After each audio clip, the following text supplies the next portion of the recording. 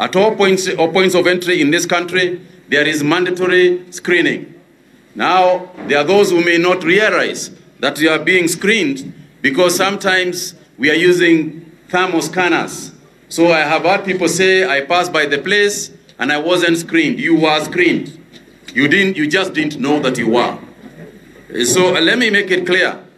Nobody is going to come into Kenya without screening. At the airports, at the ports, we are making arrangements even in other areas where people walk into Kenya, let alone fly into Kenya, in Busia, in Namanga, and other centers.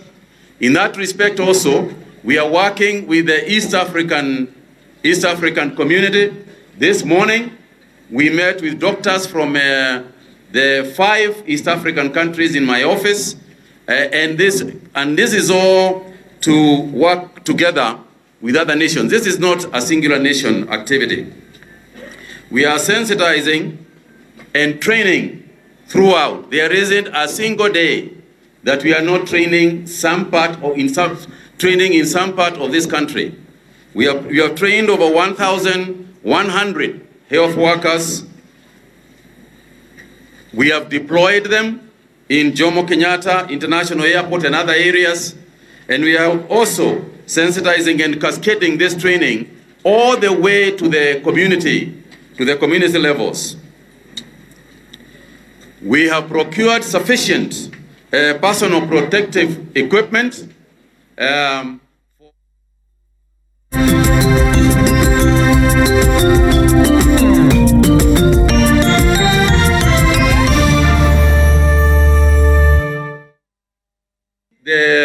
That is being secured.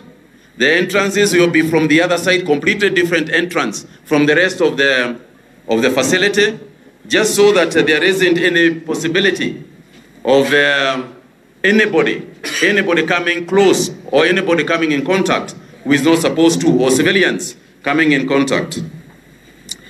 I want to mention that we are closely working with the World Health Organizations. We are closely working with WHO. We are working with Africa CDC, and we are also working with the US CDC, amongst others. Members of the public are encouraged to remain vigilant as the risk is still high, and are advised to continue taking precautionary measures at all times. Let's maintain basic hand and respiratory hygiene and safe food practices. We launched we'll be sending information to your mobile phones for free under an arrangement we have made with Safaricom. So everybody is going to be getting information about the disease, what to do, washing your hands, avoid close contact with people showing any sign of this. Let's not panic. Let's not get to the point where you can't even say jambo to me. We have temporarily lifted the ban so that the ban on the flight from Italy, just one flight, to come to Kenya, to lift the people who had been locked in when we banned the flights from Verona and the rest of the Verona and northern Italy, Milan. But there are people who are locked in Malindi, about 800 of them. So what we have done is that we have allowed a flight to come in empty, with nobody inside, to come into the airport. There will be nobody who will disembark from that flight, and the passengers will get in and then have a safe flight home. Normally we send our visitors in much better version than that, but of course I'm sure they all understand the circumstances under which we are operating. Further, the government has with immediate effect banned all meetings and conferences of an international nature, repeat, of an international nature in Kenya. That is, if a conference involves people traveling from Europe, traveling from the rest of the world in the Middle East and so on, in a conference or meetings with more than 15 people, we have asked that we postpone and suspend that at least for the next 30 days. The government has also issued a travel advisory to all Kenyans to avoid non-essential travel to high-risk countries for conferences or meetings where, again, there is going to be more than 15 people gathering. I would like to make it clear that events that are only for Kenyans, that don't involve people from outside Kenya, are continuing normally. The Beyond Zero race, for example, on Sunday, we will be there. We will be running with Her Excellency, the First Lady. We are backing her, and I invite all of you also. But events that involve persons from outside Kenya are the ones we are referring to. And I particularly want to say how sorry we are that the Kenya Open that was supposed to be at Karen, because the European tour, that you involve Europeans, people coming from Italy, Germany, and other centers, that cannot continue. And we have to postpone it for the period that I have said, for at least a month, so that we can monitor and see and weigh how things are going on. Now, in addition to that, as the committee is working, we are cascading our work all the way downwards. We are going to work with the other sectors. The Ministry of Transport is going to be working very closely with Matatu.